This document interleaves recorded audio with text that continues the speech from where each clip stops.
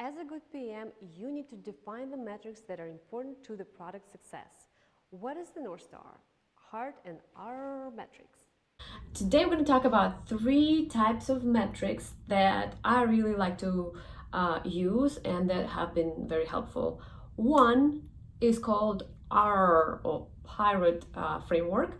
The way it works and what it stands for is acquisition, activation, retention, referral, revenue. Next one that I like to focus on and use is Google framework, HEART metrics. It stands for happiness, engagement, adoption, retention, and task success. And the third one is customer experience index. So let's talk about each one of these frameworks. Let's talk about our framework. A stands for acquisition, and the main question there is, where are your customers coming from? What is making that traffic come to your website or your product?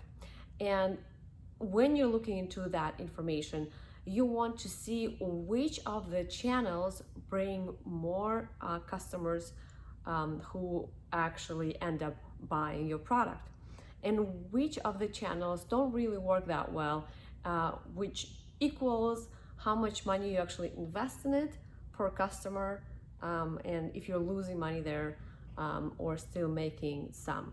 Knowing which of the channels actually brings you a customer that buys your product is super important, because this is the channel that you're going to be investing most of your time and money so that you can grow the customer bucket. Next one is activation. How good was the customer experience the first time? That will tell you how quickly they had this aha moment, understanding the value of your product. Retention. How many customers are you retaining and how many are you losing, and why are you losing them? Retention means that a lot of customers keep coming back to your website or your application and they keep using it. Customer churn is the opposite of customer retention, and basically you want to make sure at any given time that your customer retention is higher, much higher than customer churn.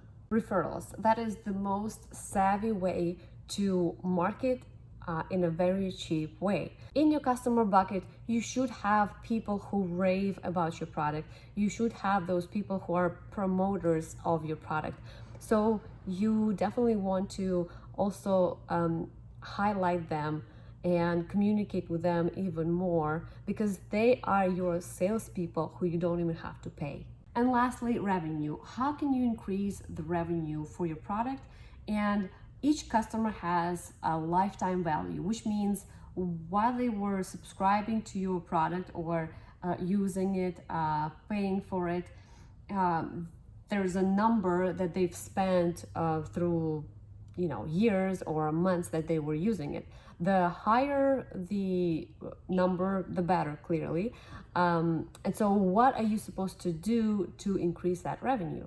If you have taken care of acquisition, activation, referral, retention, then revenue should not be a problem. Yet, please be very mindful of the revenue for your product. The Google HEART framework example is pretty good because it covers 5 different areas: happiness, engagement, adoption, retention, and task success. And so you pick a goal, you decide which ones are signals for that goal, and which ones are the metrics. So these are examples, right? Like for happiness, users find the app helpful, fun, and easy to use. And the signal would be responding to service, leaving 5-star ratings, and the metrics would be net promoter score. Engagement usually means users enjoy app content and keep engaging it. So the churn ratio, how many people come back every day or every month, how many returning customers do you have? Those are the types of things you would want to track in this field. Then the next one is adoption. So new users see the value in the product or new feature. So how many downloads do you have? how many signups, how many new users are coming in, and how much do they use like new features. The retention is all about users keep coming back. So the engagement and retention, those are very close, and it's easy to confuse them and hard to split. But you can decide which one is closer to the engagement and which one is closer to retention just based on your product. And then task success, users complete their goal quickly and easily. So the speed of how many steps you actually have to take to complete the goal, and how much time it actually takes you, things like that. CX index, customer experience index. So let's talk about that today. I've identified three main customer experience metrics that I found useful. One is NPS, another one is CSAT, and CES.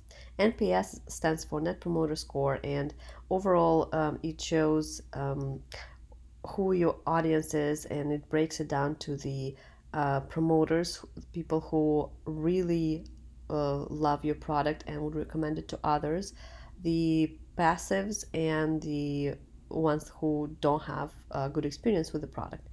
The second one is CSAT. A company's average CSAT score reflects the percentage of customers who are satisfied with the company's products or services. It expresses as a percentage with 100% representing complete customer satisfaction. CSAT surveys are ideally sent when you want to see how happy your clients are with the new action that the business took or certain aspects of your product or services. So the difference between NPS and CSAT is that NPS survey gives you the picture of the entire product feedback. NPS gives you understanding whether your customers love the product fully from and the experience from beginning to end.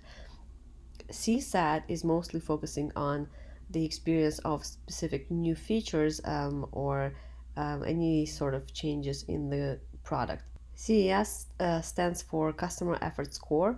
A good CS definition outlines it is a metric that's used to measure customer satisfaction levels by focusing on the efforts customers make to interact with your businesses, services, and products.